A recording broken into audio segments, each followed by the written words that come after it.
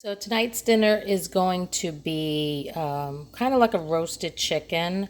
I have this whole chicken that I butterflied, so I cut it in half.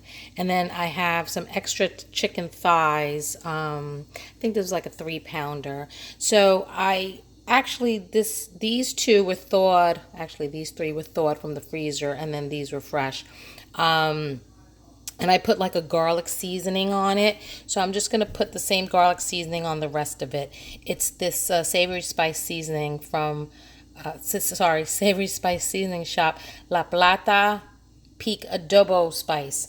So it's it's like garlic pepper. So very garlicky. So I'm going to use that. Just going to sprinkle it on. And then I have a hot skillet here that I'm going to sear it so that it could get a nice coloring and brown. But then I'm going to put it in a dish and bake it in the oven for probably an hour and a half to 2 hours. And I'm trying to preset the oven to 375, so I'm waiting for that. And then it's a real simple meal because you just kind of brown and then throw it in the oven and kind of forget about it for a couple hours, but it gives me time to work on the sides, which I think I'm going to do something with potatoes. I have some regular potatoes and some sweet potatoes, so I might just roast them, but I'll figure it out as I go along. So there it is in the pan, getting a nice color on the top. I actually use ghee in the bottom. I hear ghee is so good, is much better for you.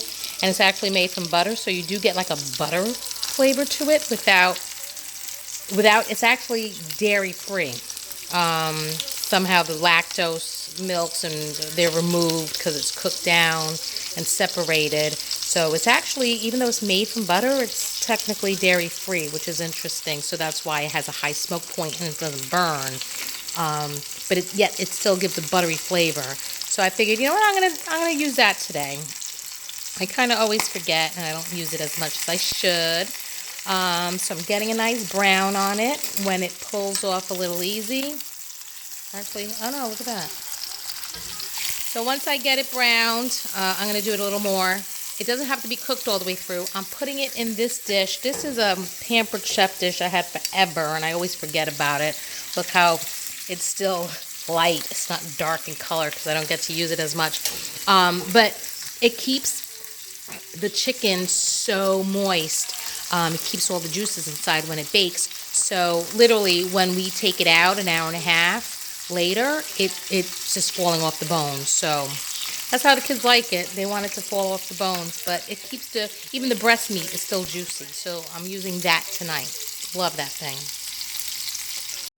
So it's nice and brown. I'm going to put the cover on, and then all the fat and the juices are going to render, keep the moisture inside that pot, and all the meat's just going to fall off the bone and become juicy. So I'm going to put it in, like I said, it was 375, putting it in for about an hour to an hour and a half for when dinner's ready so that I can pull it out. But I'll keep the cover on.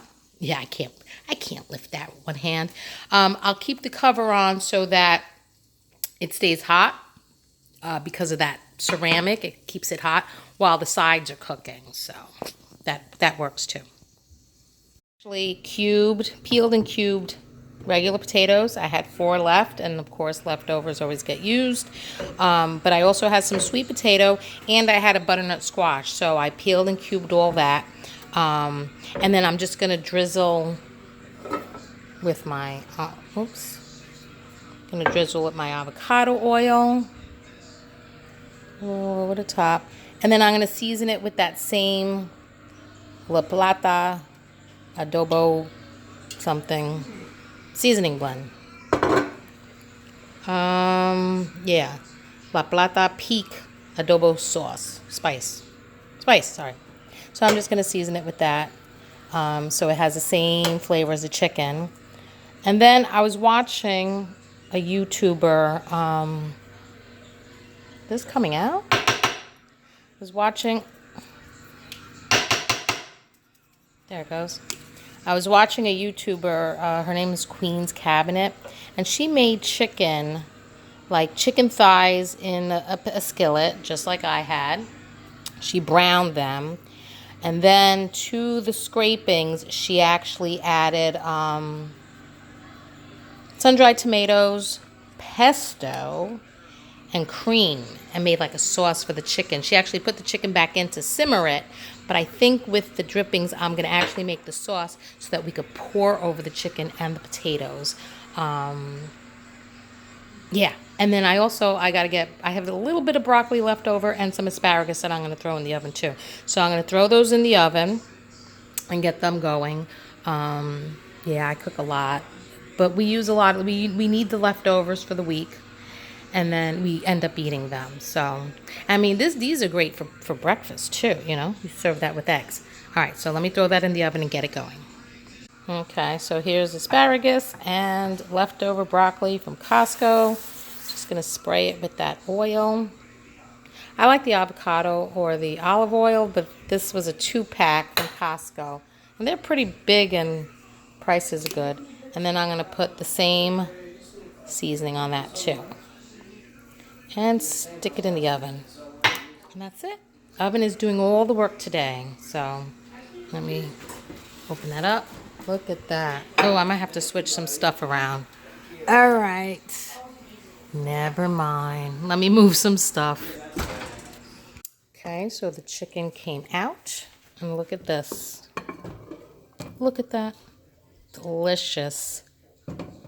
And you know what? The skin actually stays a little crispy, but the meat is so tender. So the chicken came out.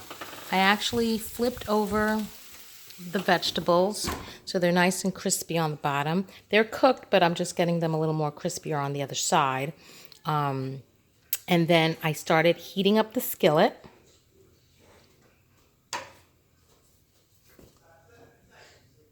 And then what I want to do is to make the sauce. So I want to do is deglaze it with some white wine. And she added pesto and sun-dried tomatoes and heavy cream to it.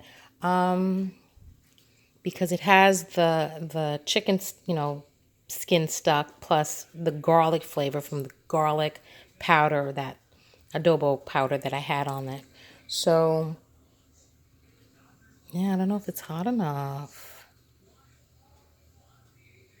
All right, I'm going to wait till it gets a little hotter. Okay, I did the water test and it sizzled, so it's hot enough. So we're going to add some wine. I had a wooden spoon somewhere.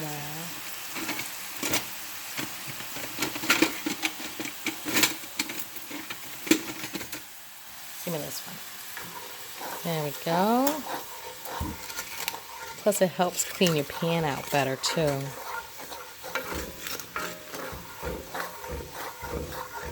Gonna do that.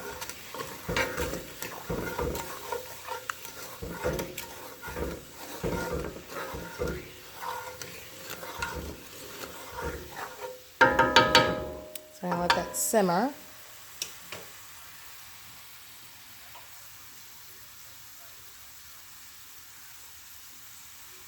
I'm going to add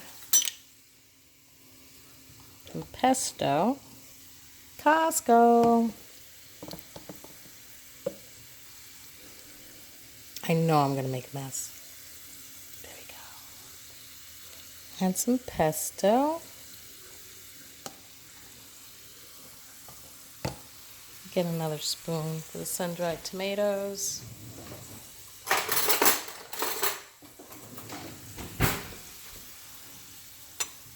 And then these I got from Trader Joe's.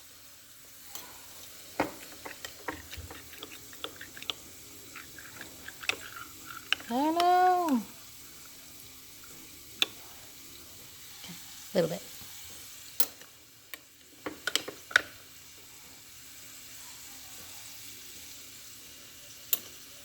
Okay. Oh. I'm really excited about this sauce.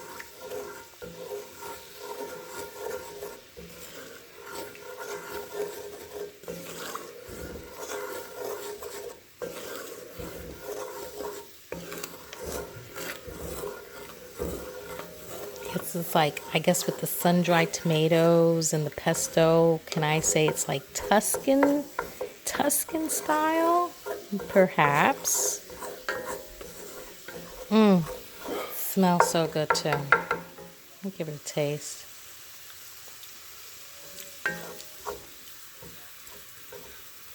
Maybe some more sun-dried tomato. I guess because they're chunks, you're not really going to taste it in the sauce unless you actually... I knew I was going to make that. Ta-da! Saved it. I guess you're not really going to taste it unless you bite into one. There it goes, and it's getting that rich reddish coloring. Now, I add some whipping cream. And then I'm going to let that simmer, and that sauce is going to go all over everything. I'm putting the whole thing. And then, of course, I'm going to taste it, see if it needs some salt. The chicken seasoning didn't really have a lot of salt in it. So, at least with the sauce, I can test to see if we could add salt to it. Yeah, and then that's it. And then I'm going to plate everything up. And there's Sean's plate. White potatoes with the chicken, which just falls right off the bone, so no bones, and broccoli, and it has that sauce on it. And then I'll show you what my plate looks like. And there's my plate. So the butternut squash and the sweet potatoes, chicken thighs, and the asparagus, which the chicken thigh, the skin actually still comes out a little crispy, even on that oven thing. So that's dinner tonight.